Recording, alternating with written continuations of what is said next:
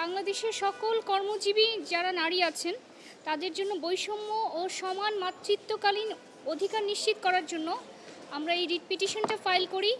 এই রিট পিটিশনটা মূলত ফাইল করা হয়েছে লেবার অ্যাক্টের 46-এর 1-এর প্রভিসো এবং লেবার অ্যাক্টের 46-এর 2 ধারা।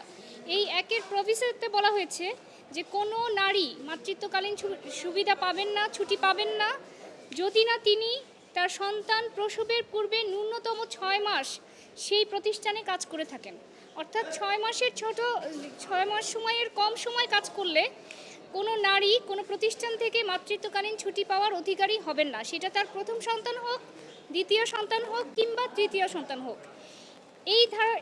এই প্রভিসোটা আমরা চ্যালেঞ্জ করি এবং একই সাথে বলা হয়েছে যে যদি তার সন্তান প্রসবের সময় 2 বা তৃতীয় সন্তান জীবিত থাকে তাহলে তৃতীয় সন্তানের ক্ষেত্রে কোনো ছুটিই পাবেন না লেবার অ্যাক্ট অনুযায়ী।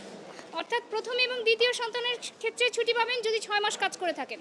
আর 6 মাসের আগে যদি কোনো প্রতিষ্ঠান তাকে বের করে দেয় বা কোনো প্রতিষ্ঠানে যদি কাজ করা 6 মাস না হয় তাহলে তিনি প্রথম এবং দ্বিতীয় সন্তানের ক্ষেত্রেও কোনো ধরনের মাতৃত্বকালীন ছুটি পাবেন না, সেটা আইন বলছে, লেবার অ্যাক্টের 46 ধারায় বলছে। এবং আরও বলছে তৃতীয় সন্তানের সময় তিনি কোনো ছুটিই পাবেন না।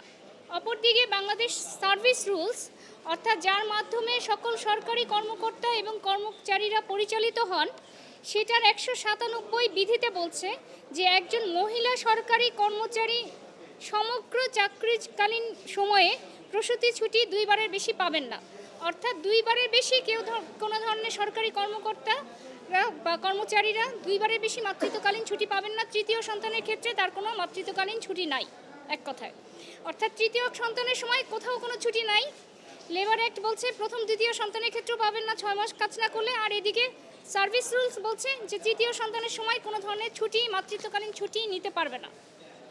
এখন আমাদের বক্তব্য হচ্ছে মাতৃত্বকালীন ছুটি তো কোনো রিওয়ার্ড না যে একজনের বাচ্চা হলো তাকে রিওয়ার্ড হিসেবে মাতৃত্বকালীন ছুটি দেওয়া হচ্ছে।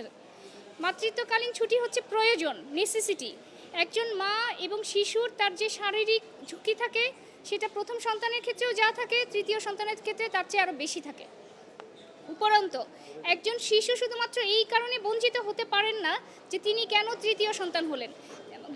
একটা শিশুর পরিপূর্ণ বিকাশে অন্তত 6 মাস তাকে ব্রেস্টফিডিং করানো বাধ্যতামূলক, না হলে সেই শিশুর শারীরিক এবং মানসিক বৃদ্ধি ঘটবে না। এই বিষয়টা আমরা সবাই জানি, কিন্তু তারপরেও নারীদের জন্য, শিশুদের জন্য এমন বৈষম্যমূলক এবং অবিবেচকের মতো আইন করা হয় যেন মনে হয় যে কোনো শিশু, কোনো কর্মজীবী নারী তার শিশুকে বুকের দুধ পান করাবেন না, তিনি সিজার হওয়ার পরে তিনি চলে আসবেন অফিস করতে। এই ধরনের উদ্ভট আইনগুলো এখনও চ্যালেঞ্জ হয়নি, এটাই আমাদের কাছে বিস্ময়ের বিষয় ছিল। যেখানে নারীদের উন্নয়নের কথা বলা হচ্ছে, কর্মজীবী নারীদের উন্নয়নের কথা বলা হচ্ছে, সেখানে নারীদের সবচেয়ে কঠিন যে সময় অর্থাৎ মাতৃত্বকালীন সময়, এবং এই সময়টাতে তাদেরকে বাধ্য করা হচ্ছে যে তারা কোনো ধরনের ছুটি পাবেন না, তারা অফিস করবেন। অর্থাৎ আমি বলতে পারি যে এটা এক ধরনের বাধ্য করা যে সে সংসার করবে নাকি আসলে চাকরি করবে। অর্থাৎ তাকে এমনভাবে সীমিত করে দেওয়া আইন দিয়ে যে যেন সে এমন ধরনের বৈষম্যের শিকার হয় যে তাকে যে কোনো একটা বেছে নিতে হয়, অথবা একটা শিশু যেন তার মা থেকে বঞ্চিত হয়। আর এদিকে যদি বেসরকারি সেক্টরের কথা বলি, সেটা তো কোনো নিয়ম নীতিমালা, ইউনিটারি কোনো নিয়ম নাই। অর্থাৎ যে কোনো প্রতিষ্ঠান যে কোনোভাবে বঞ্চিত করার অধিকারটা, রাইটটা তাদের হাতে থেকে যায়, যেটা একজন নারীর জন্য বৈষম্যমূলক।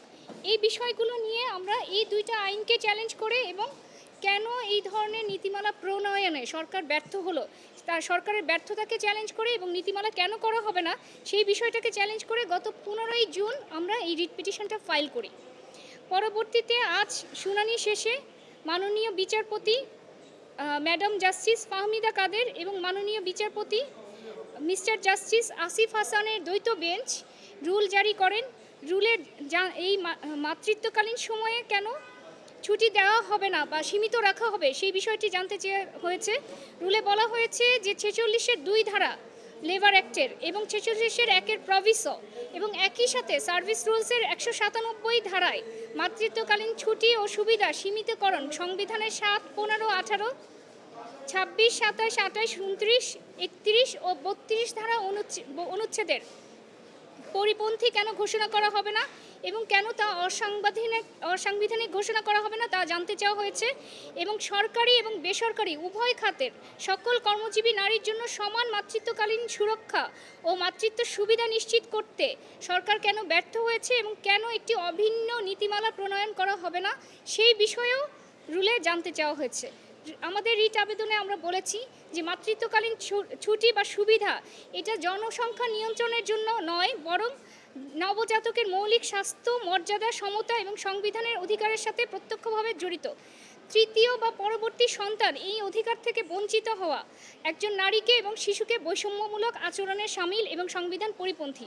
এছাড়া সরকারি ও বেসরকারি প্রতিষ্ঠানে ভিন্ন ভিন্ন নীতিমালায় বিদ্যমান থাকায় একজন কর্মজীবী নারীদের মধ্যে বৈষম্যের সৃষ্টি হয়েছে, যা সমতা ও আইনের সমান সুরক্ষার নীতির সাথে অসামঞ্জস্যপূর্ণ। আমরা মনে করি যে এই রিটের মাধ্যমে যদি এই রিট চূড়ান্ত হিয়ারিংয়ের পরে রুলটা অ্যাবসোলিউট হয়, তাহলে বাংলাদেশে যে মাতৃত্বকালীন ছুটি নিয়ে যে বৈষম্য নারীদের সাথে এবং শিশুদের সাথে সেটা দূর হবে এবং একই সাথে যে লেবার অ্যাক্টের মাধ্যমে যে শ্রমজীবী নারীরা আছেন তারা মাতৃত্বকালীন সুবিধাটা পাবেন।